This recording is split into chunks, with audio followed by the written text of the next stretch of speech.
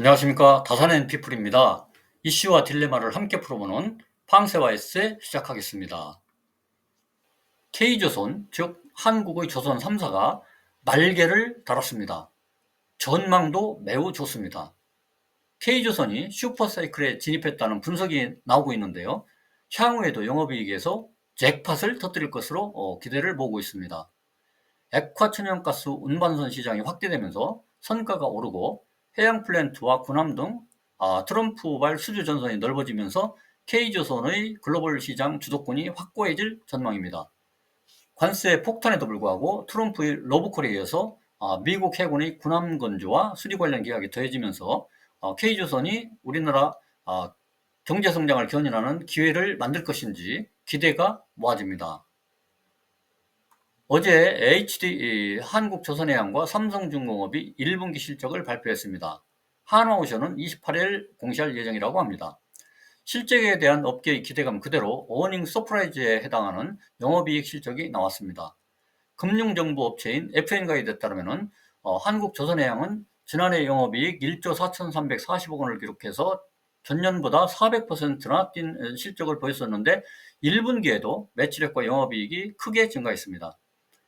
증권가 전망치는 각각 6조 7,100억, 5,190억이었는데 매출액은 6조 7,700억, 영업이익은 8,590억을 기록했고 동기 대비 매출은 22%, 영업이익은 무려 430%가 증가했습니다.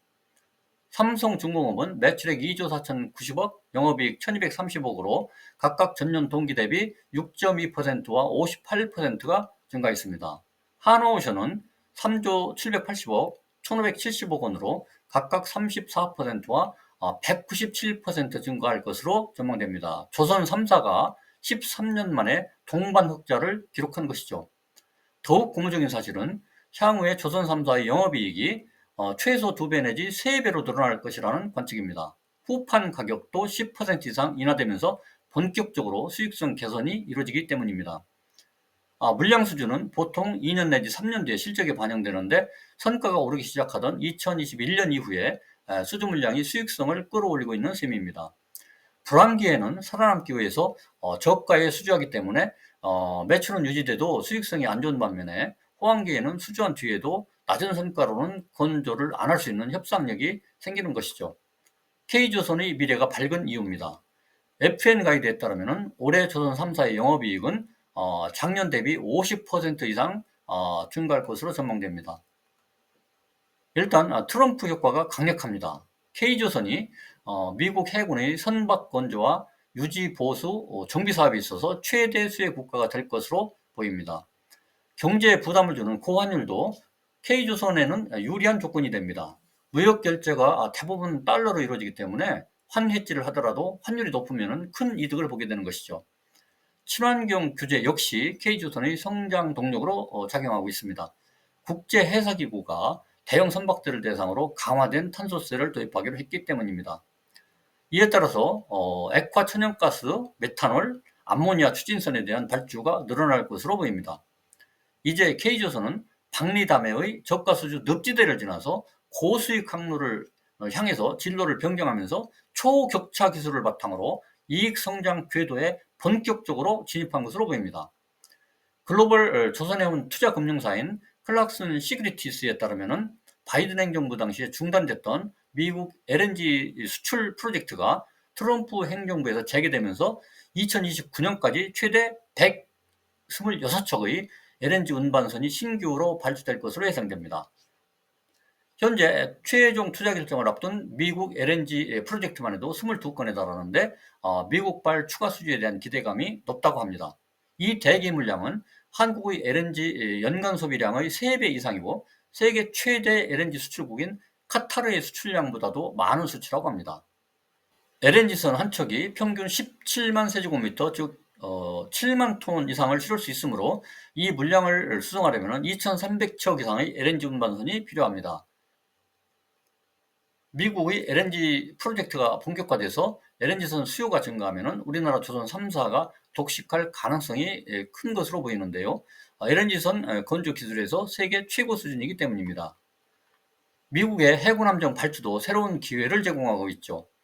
트럼프 행정부는 해군력 강화를 위해서 현재 295척인 해군 함정을 2054년까지 390척으로 늘리는 계획을 추진 중에 있습니다.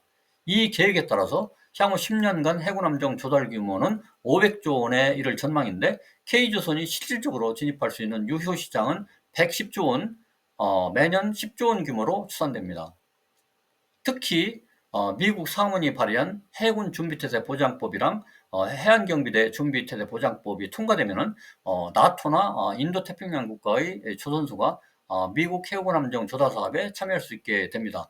우리나라 조선사들은 가격 경쟁력과 납기 준수 능력을 강점으로 내세워서 미국 해군 함정 수주에 적극 나선다는 전략입니다. 반면에 안타깝게도 해운사들의 운임은 반토막이 나서 비상이 걸렸습니다.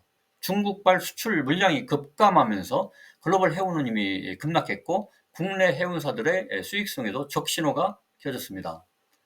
글로벌 해운 운임 대표 지수인 상하이 컨테이너 운임 지수는 전주보다 24.1포인트 하락한 1370.58을 기록했는데, 올해 초 대비해서 사실상 반토막이라는 수치입니다.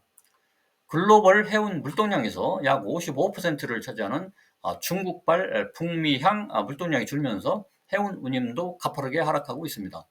싱가포르 해운시장 조사기관인 라이너리티카에 따르면 중국 주요 항만의 컨테이너 처리량은 최근 일주일 만에도 6% 이상 감소했습니다. 게다가 미국이 부과하는 관세에 더해서 입항료 부과로 사면 초과에 직면해 있습니다. 미국 무역대표부는 중국에서 건조된 선박이 미국 항만에 입항할 때 화물량에 비례해서 수수료를 부과하겠다고 발표했고, 수수료는 오는 10월 14일부터 단계적으로 부과됩니다. 아무튼 슈퍼사이클에 진입한 조선업과는 달리 사면 초과에 직면한 해운업계도 위기 속에서 기회를 찾아야 할 것으로 보입니다. 관세 전쟁이 촉발한 중국산 선박 입항세 부과라든가 대미 수출항로 재편 등은 국내 해운사들에도 장기적으로는 호재로 작용할 수 있습니다. 미국의 중국에 대한 관세 정책이 장기화하면 글로벌 공급망이 동남아라든가 인도라든가 멕시코 등으로 재편될 가능성이 큽니다.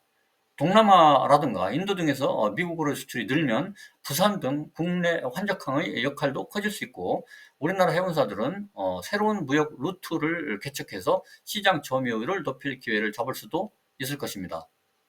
기회는 위기 속에 있습니다. 위기를 피하려고 하면 더 큰 위기가 찾아온다는 것이 경영계의 전설입니다. 어려움에 처한 해운업계도 위기 속에서 기회를 발견하는 지혜를 터득해서 성장의 모멘텀이 되기를 기대합니다. 이상 다산현 뷰풀입니다. 감사합니다.